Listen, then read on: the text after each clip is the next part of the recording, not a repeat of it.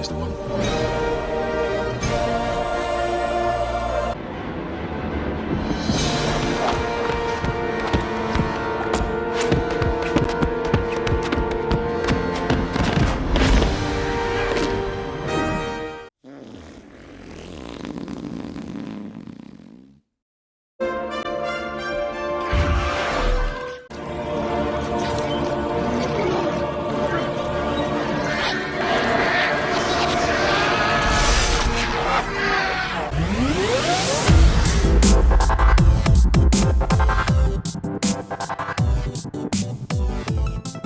Hi, and welcome in.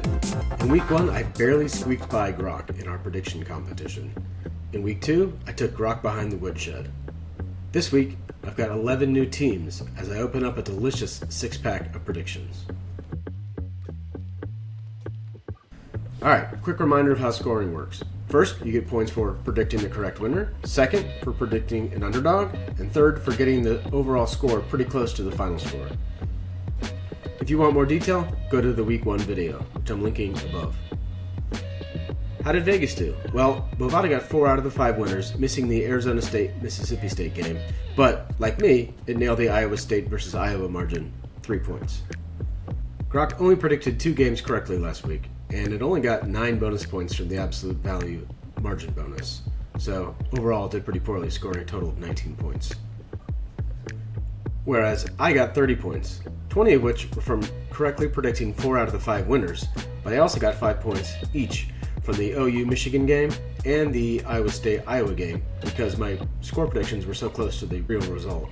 So through 2 weeks, I'm only up 12 points over Grok, so things could change pretty quickly.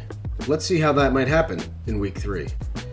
Alright, some rapid fire predictions, starting with Georgia and Tennessee. Grok is actually taking Tennessee plus the points, but just by half a point, saying that Georgia will win 31-28.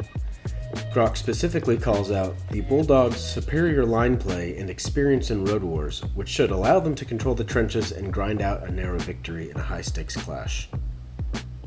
Well, not me. I'm taking the Vols, 20-17 at home. For the second game in our delicious 6-pack, we have 2 teams that would rarely ever play each other, Minnesota and Cal. And truthfully, I don't know that much about either team, although I have watched Cal a good bit in the last few years. But I will say that in this case, I think I'm going to rely on the mascots. First, Minnesota has the adorable Goldie Gopher, and Cal has the very creepy Oski. But apparently Grok is going with Goldie Gopher, choosing them to cover the spread and beat Cal 24-17. On the other hand, I think the creep factor for Oski and the late night start for Cal will give them the advantage, so I'm taking Cal 30-24.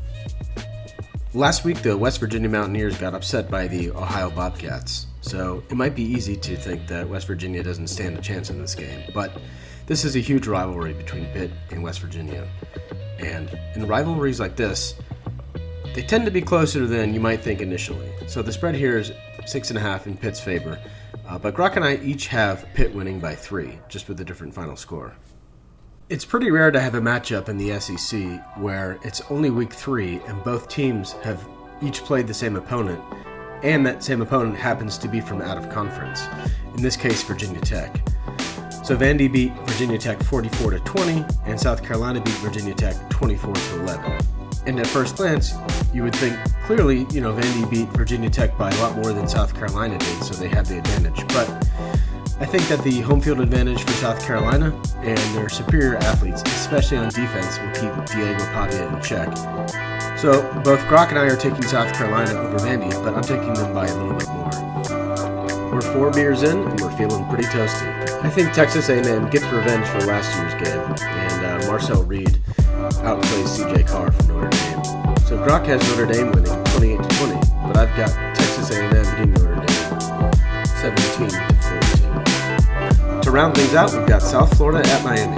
Grok and I both like Miami in this game. Grok's a little bit closer to the spread than I am, taking an 11-point victory for the Canes. I've got South Florida staying within 1 score. So who do you like? Will any of the underdogs pull it off? Let me know in the comments. And like and subscribe if you'd like more. Otherwise, I'll see you next week.